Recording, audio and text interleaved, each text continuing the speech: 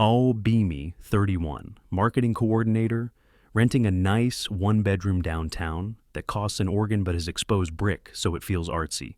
Sunday morning, still horizontal. Doom-scrolling Twitter while my coffee turns into iced regret on the nightstand. See a thread that makes me actually prop myself up. 5 reasons men have given up on dating and marriage. Of course it's a thread, like 14K likes. Replies are a wasteland. Hundreds of dudes dogpiling in like it's a support group. I'm done, never again, not worth it. One comment hits me with peak drama. Why would I gamble my whole life on someone who can swap me out the second a better option shows up? I screenshot it like I'm collecting evidence for a museum exhibit called Male Meltdowns. Fire it into the group chat. Men are so fragile, LMAO. Liz answers instantly. Literally, they can't cope. We don't need them anymore, Kendra. We do the whole fragile masculinity thing. It's embarrassing. I feel validated. Keep scrolling like nothing can touch me. Except it does. That original thread keeps itching at the back of my brain. I tap back into it. OP has his 5 reasons all lined up like bullet points on a manifesto. Money risk, divorce, alimony getting weaponized, family court bias, unrealistic female standards, then that be traditional and modern at the same time, complaint. Then, men are disposable, replaceable. Every point has a little subthread under it. Hundreds of guys sharing the same story with different names. Lost my house, haven't seen my kids, paid for everything, she left anyway. I roll my eyes so hard it feels like I'm checking my own brain for dust. Screenshot the whole list too. Send it to the chat. Imagine being this delusional. Later that afternoon, we link up at our regular spot. Busy cafe downtown, good lighting, the kind of place that makes everyone look like they have their life together. Liz is already mad, which is her default setting lately, complaining about Tinder again. Matched with this guy, solid job, seemed normal, asked me out for drinks. She takes a sip like it personally offended her. I suggested this wine bar I love. You know what he said? Pause for impact. He goes, let's just do coffee instead. Coffee, she repeats, disgusted. Like I'm applying for a position, like it's an interview. I nod, like I'm listening to a war story. Another friend, Talia, jumps in. They're all like that now, no effort. My last 3 dates wanted to split the check, she says, face twisted. I'm not saying I can't pay, but where's the romance? I stir my latte, like I'm mixing a potion. It's intimidation, I say. They can't handle women with their own money and their own opinions. It freaks them out. Liz snaps her fingers. Exactly. Then she hits us with the therapy quote like it's scripture. My therapist says it's because the patriarchy is dying and men are having an identity crisis. We all hum in agreement, feel smart, feel superior, walk out like we just solved society, get home around 5, kick my shoes off, open Reddit, because apparently I enjoy emotional self-harm, end up on a feminist sub I follow, post on the front page. Why don't men approach women anymore? Discuss.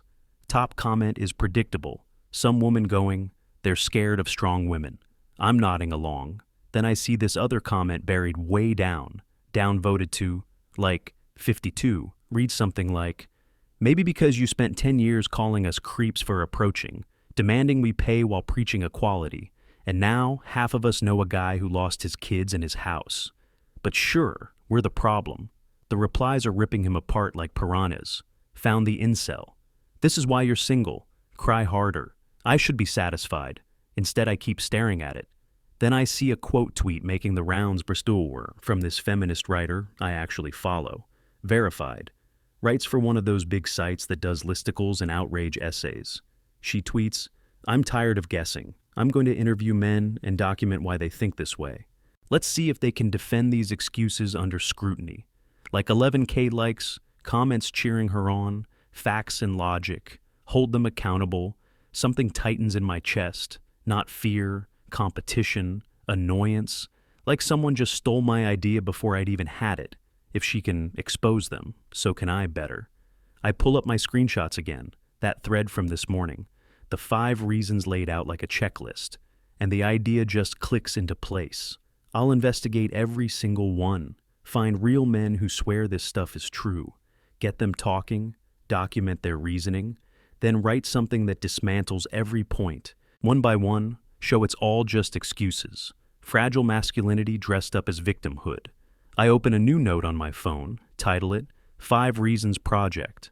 Copy the 5 reasons under it. Leave space under each. Financial risk, divorce, alimony, court bias, standards, expectations, disposable. Under each one, I'm going to stack evidence, quotes, interviews, proof. This whole narrative is garbage. I'm grinning at my screen like I'm about to win an argument that hasn't happened yet. This is going to be good, I mutter to nobody. Wednesday rolls around, I match with a guy named Ryan on Tinder, 34, software engineer, actually kind of cute. Profile says he likes hiking and trying new restaurants. Normal guy, hobbies, no shirtless mirror poses, no dead fish. I'm weirdly optimistic. We text for a few days. He's funny, asks real questions, uses punctuation like an adult. I suggest brunch Saturday at this place. I'm obsessed with over in Highland Park. He's down immediately. Saturday hits. I get there first because anxiety grab a table outside on the patio. Sun's out, but it's still kinda chilly in the shade. He walks up exactly on time. I'll give him that. Looks like his pics, not secretly 10 years older.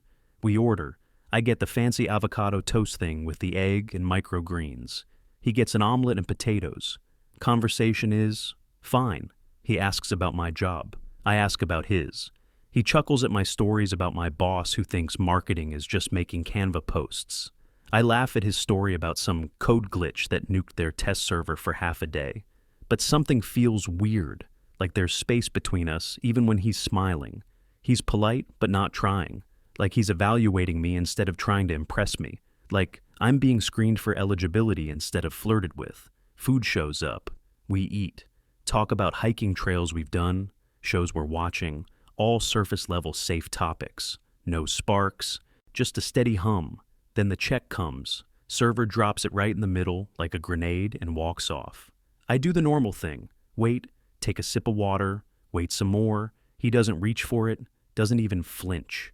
I'm sitting there doing the awkward internal math of, is he waiting for me to offer? It starts feeling stupid. Finally, I laugh, trying to keep it cute. So, are we splitting? He nods, like it's the most obvious thing in the world. Yeah, I always split on first dates now. I blink, pull my card out anyway. Half comes out to $28.90, with tip. My face stays neutral, but my brain is loud. We finish up, walk out together toward the parking lot. I'm still annoyed, and I hate that I'm annoyed, can't help myself. So you're not really a chivalry guy, huh? He stops walking, looks uncomfortable like he didn't want to have this conversation in the open air. Honestly, he says, I just got out of a bad situation. He rubs the back of his neck. My ex. We were together like a year. She expected me to pay for everything, every dinner, every weekend, trips. I covered her rent twice when she was between jobs. Paid her car insurance for like 3 months. I'm listening, arms crossed without meaning to. Then he hits me with the ending. And then she left me for a dude who makes more than I do. Some finance guy she met at a conference. I do the automatic response. That's awful. And I kinda mean it. He exhales like he's been holding it since it happened. I felt like an ATM, like I was just a bridge until something better showed up. Then the better showed up, and I was done. No apology. Just, we want different things. He shakes his head, like if he shakes hard enough he can fling the memory off. So yeah, I split now. If someone actually likes me, the check won't be the test. I nod, say something supportive and bland. We do a quick awkward hug, then we separate to our cars. I get in mine and lock the doors like I'm resetting my whole mood. Pull out my phone, open that note, 5 Reasons Project. Scroll down to the first bucket. Money risk, divorce, support payments. I type it out while it's still fresh. Ryan, 34, software engineer. Paid ex's rent, plus car insurance, plus dates for about a year. She left him for richer guy. Now splits all checks as protection. Says he felt like an ATM. I stare at what I wrote, tell myself it's just one guy with one bad story. He's projecting, but I save it anyway. Monday at work, break room smells like burnt popcorn and sadness. I'm waiting on my lunch in the microwave. And Nate from IT is sitting at the little table stirring his coffee. Nate's quiet, mid-40s, always nice. The kind of guy who fixes my laptop without making me feel dumb for breaking it. I sit across from him like it's casual. "Hey, Nate." He nods. I go for it. "Can I ask you something? Are you seeing anyone?" He laughs, but it's hollow. "No, not really interested." I tilt my head. "Why not?" Long pause. He keeps stirring his coffee even though it's already mixed into a dark swirl of nothing. Finally he goes, real calm. "I got divorced 5 years ago." "I'm sorry." He shakes his head. "Don't be. It was bad. She cheated. I found out through Instagram, of all places. Her coworker posted a beach photo with them, tagged her, real classy. That was a fun conversation. I don't know what to say, so I don't." He keeps going, voice flat like he's reading a report. But honestly, the divorce wasn't even the worst part. Custody was. 2 boys. They were 7 and 9 then. I'm a good dad. I coached their soccer, did homework with them every night, made breakfast before school, packed lunches when she forgot. He looks up for the first time. Didn't matter. Judge gave her primary custody. Said something like, "Kids need their mother for stability." I stare at him. "That's insane." He does a tiny shrug.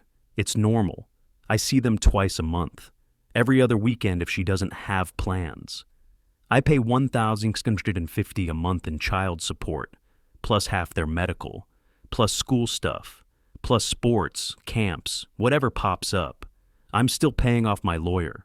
That was like $18,500. She got the house. I'm in a 1-bedroom in the rough part of town." He finally stops stirring, looks straight at me, and his voice catches on the last part. "And she's got her boyfriend living in that house now. The one I paid for, with my kids in it." I can't say anything, nothing. The last word cracks just a little. Then he clears his throat like it didn't happen. "So yeah," he says, quieter, "I'm not exactly racing back to marriage. Every divorced guy I know has some version of this. We warn each other now. My stomach does that uncomfortable twist, like my body is reacting before my brain can spin it. Nate, I'm really sorry. That's not fair." He nods once. "It isn't, but it's real." I walk back to my desk, feeling weirdly heavy. Open my notes again, scroll to reason 2. Court bias, custody, and I type Nate IT, divorced 5 youngsters. 2 boys, 7 and 9 at time. Judge gave her primary custody for stability. Pays $1,650 mailer support, plus extra expenses. Lawyer $18.5K. She kept house. Boyfriend lives there now. Lost custody. Judge hit him with the "kids need their mother for stability." Linus gets his boys 4 days a month if she doesn't have plans. Still coughing up $1,650 every month. Plus random fees that never stop popping up. Lawyer bill sitting at $18.5K and still not fully dead. And his ex has her new boyfriend living in the house Nate paid for, with Nate's kids under the same roof. He gets 0. Say none was the word he used. I stare at my little note entry on my phone, and it won't let me brush it off the way I want to, because Nate isn't some red pill weirdo. He's a quiet, decent guy who fixes my computer and says, "No worries," like he means it, which makes it harder to dismiss as male whining. Friday night, home alone again, Tinder open. I'm scrolling through old matches like I'm doing inventory, thinking about my project, thinking maybe I need more data points. And that's when I notice something that makes me sit back. Every guy I ever swiped right on. Tall. Like tall. I literally had the height filter on. College degree, white-collar job titles, finance, tech, consulting, law, travel photos, well-fitted clothes, the "I have my life together" look. And then I remember all the guys I ignored, or unmatched without thinking. Shorter dudes, regular jobs, teacher, electrician, warehouse supervisor, retail manager, guys with mirror selfies instead of the crisp professional headshots. I keep scrolling and find a message from months ago. "Hey, you seem cool. Want to grab coffee sometime?" I never even replied. Click his profile. 5'7", HVAC tech. Actually kinda normal, likes fishing and old movies and has a dog. Nothing scary, just not my type. A tiny pinch of guilt hits. I shove it down immediately. It's just preferences, right? Everyone has preferences, but my brain doesn't stop there. I remember reading something a while back about women barely swiping right on anyone, so I do what I always do when I'm uncomfortable. I Google it, find the old stats right up. Men swipe right on like 55 to 65% of women. Women swipe right on around 4 to 6% of men. I close my laptop like it's hot, and that number sits in my head all night like a mosquito. I can't kill. Saturday, dinner with Marcus, old college friend. We've stayed close over the years. Text now and then, grab food every few months. He's doing well, finance job, in shape, nice condo, downtown still single. We're at a Thai place in Echo Park, splitting an appetizer, passing the little plates back and forth. I bring it up like I'm trying not to care. So I'm working on this thing, I say, dipping a spring roll, trying to figure out why men keep saying they've given up on dating. He raises an eyebrow like I just said I'm joining a cult. You're doing research? Just collecting data, I say. Then I aim it right at him.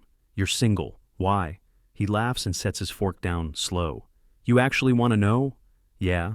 He pulls out his phone, opens Tinder, and shows me his stats like it's a medical chart.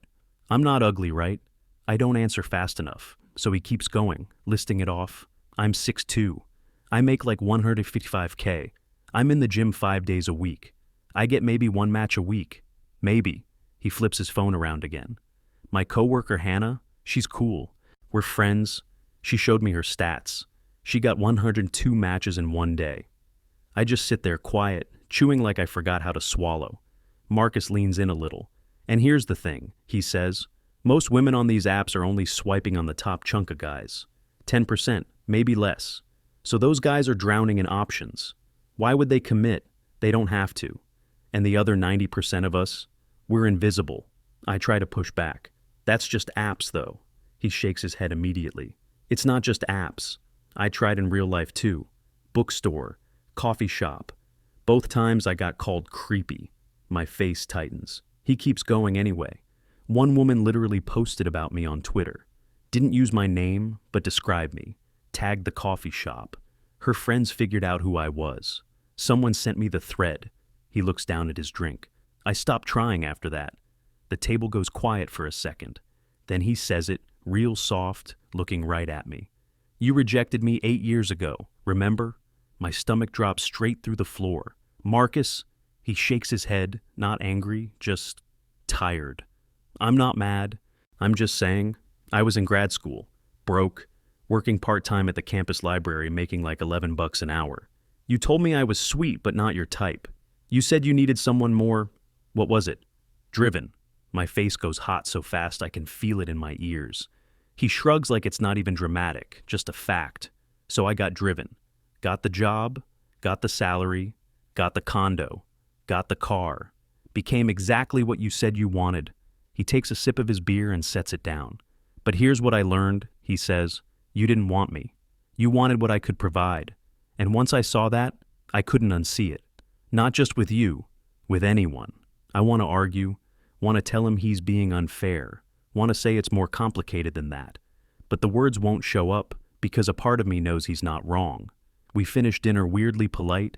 He pays for his half without looking at me. We hug goodbye in the parking lot. And it feels different than it used to. Like we just crossed some line we can't uncross. That night, I'm on my couch, phone in my hands, fingers kind of shaky. I open my note again, scroll to reason 3, standards, expectations, invisible men. And I type it out. OkCupid swipe stats. Women swipe right. You're off 5%, men, you're off 60%. Creates huge imbalance. Top guys flooded with options, no reason to commit. Average guys invisible. Marcus, called creepy approaching in public, got blasted online. My cursor blinks at the end, like it's waiting for me to admit something. I just sit there staring at it anyway. Marcus, 6'2", pulls 155K, gym 5 days a week, still gets maybe one match a week. Hannah from his office, 102 matches in one day. I scroll down in my note to a blank space, thumb, hovering, hesitate like I'm about to write something I can't erase. Type, personal, rejected Marcus 8 years ago when he was broke in grad school, working the campus library for like $11 an hour. Now he's literally the checklist I said I wanted, and he doesn't want me, said I wanted what he could give, not him. I stare at the entry until the screen dims. Chest feels tight in that annoying way, like I drank too much coffee. Then I add a little Band-Aid line under it. Maybe he's just insecure, still stuck on a rejection from years ago. I close the Notes app, like that fixes anything. Tell myself, yeah, that's probably it. He's just bitter. That's the explanation. It has to be. Except I can't sleep. His words keep looping like a song you hate. You didn't want me. You wanted what I could provide. Every time I start drifting off, it snaps me awake again. 3:12 a.m., I finally get up and grab my laptop. Google, why don't men want relationships anymore? Click around like I'm doing homework. End up on Reddit. Are men's rights? Immediately feel gross even being there. But I keep reading anyway. Post after post after post.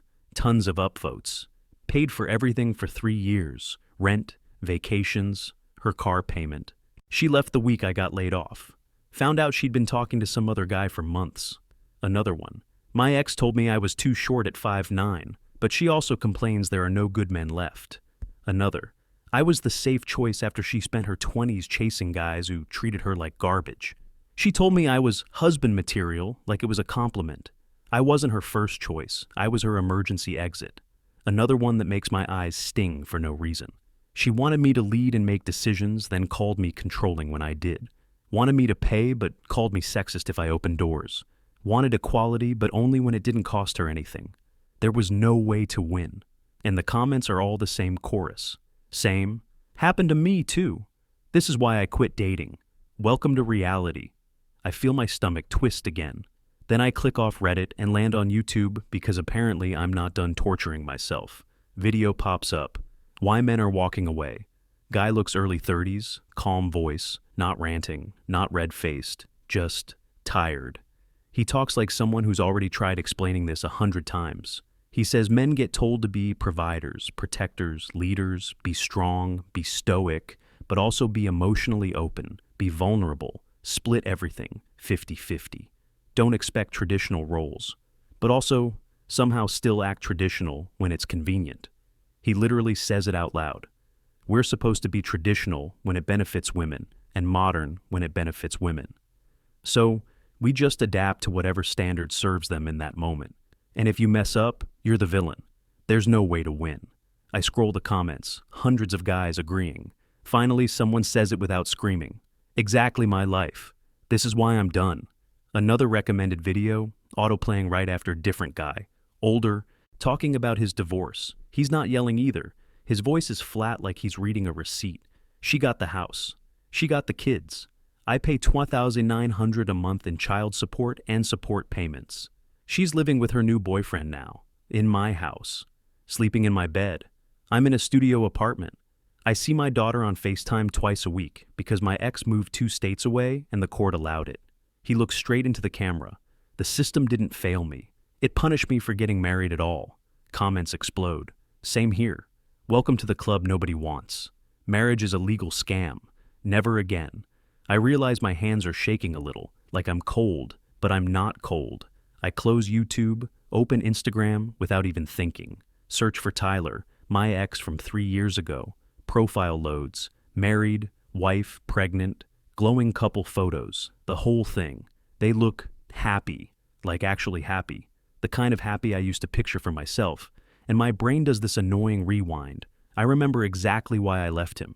He worked at a nonprofit, made like $42K a year. Sweet, kind, emotionally available, cooked dinner, listened to me vent about work, remembered little stuff. Like my favorite tea, knew my coworkers' names, and I told myself it wasn't enough. I wanted ambitious. I wanted the life I pictured, trips, nice restaurants, a house someday, the future I thought I deserved.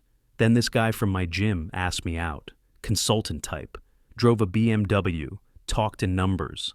6 figures came up on the first date like it was a hobby.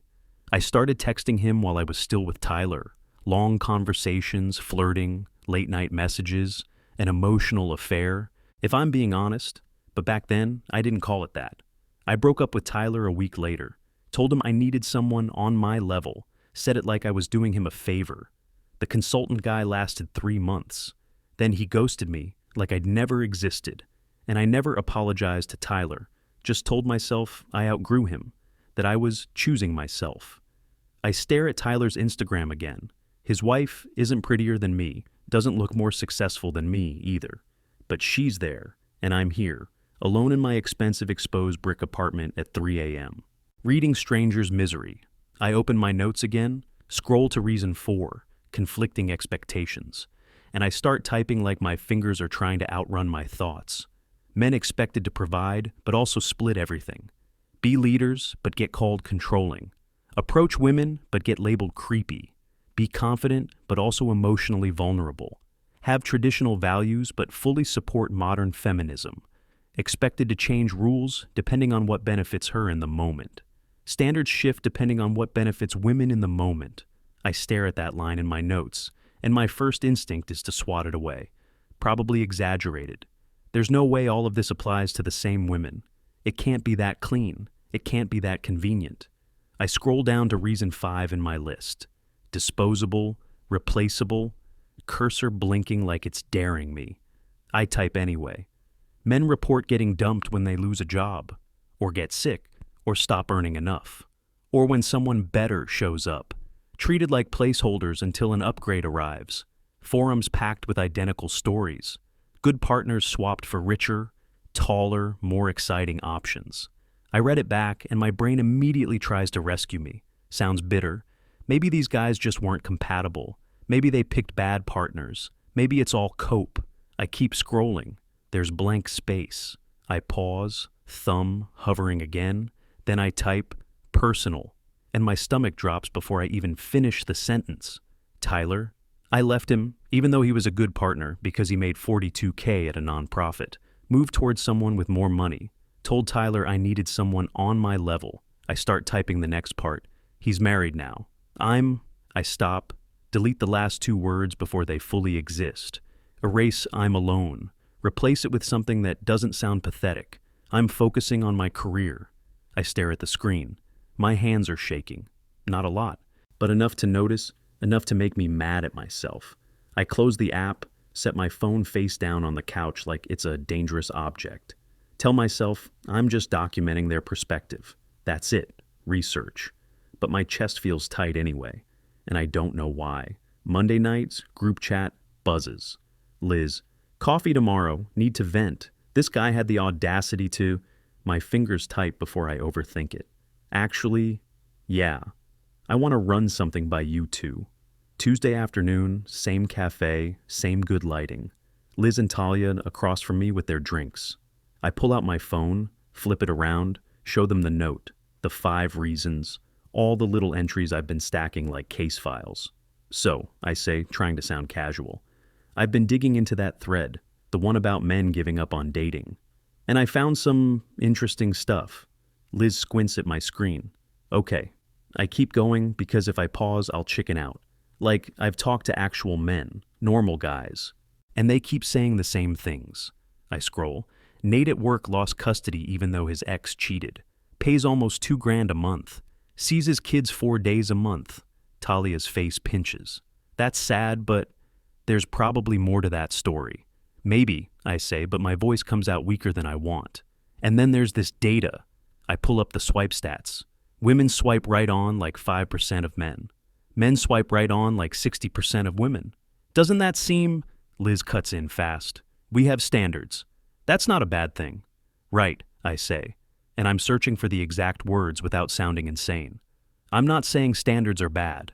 I'm just saying, what if the standards are? I trail off because even saying it feels like stepping on a landmine. What if we're all chasing the same tiny percentage of guys, I finally say, and those guys don't commit because they have endless options? Talia sets her cup down hard enough to clink. Are you seriously both sides this right now? I'm not, I say quickly. These guys aren't weirdos. They're regular people with real experiences. Liz leans back, eyes narrowing. Let me guess. They're all bitter because women don't want them because they're short or broke or whatever. Some of them are doing fine, I say. Marcus makes 6 figures. He's tall, he's fit, still barely gets matches. Talia doesn't miss a beat. Then he's doing something wrong. But what if... No, Liz snaps, sharper now. What if nothing? You started this whole thing to prove those guys were full of crap. Now you're defending them. I'm not defending them, I say, and my throat feels tight. I'm just saying maybe some of their points. This is embarrassing, Talia cuts in. They're feeding you a victim narrative and you're buying it. You're smarter than this. Silence. It hangs there. Liz's face softens a tiny bit, like she realizes she went too hard. Look, she says, slower. You've been single for a while. I get it. But the issue isn't that you have standards. The issue is men can't meet them. I want to argue so bad, want to shove Nate's story back in her face, want to pull up custody numbers, want to show the endless posts of guys saying the same thing, like they're reading from the same script, but I don't because I can already hear how it'll sound, like I'm pleading their case. Yeah, I hear myself say. You're probably right. Talia nods like the matter is settled. Those dudes whining online aren't exactly top tier. That's why they're whining instead of dating. True, I say quietly, and my voice doesn't sound like mine. We change the subject. They talk about some new restaurant opening. I smile, nod, do the normal friend thing, but I feel like I'm watching myself from a step behind. That night, back in my apartment, quiet as a tomb. I pick up my phone again, flip it over, open the notes, scroll through all 5 reasons, all the entries, everything I collected, and it looks less like ammo now and more like something else. I add one last line at the bottom. Maybe I just got unlucky. Maybe I talked to the wrong guys. I close the app, set the phone down. Apartment stays silent, but the tight feeling in my chest doesn't go anywhere. I tell myself it'll pass, and I don't fully believe it.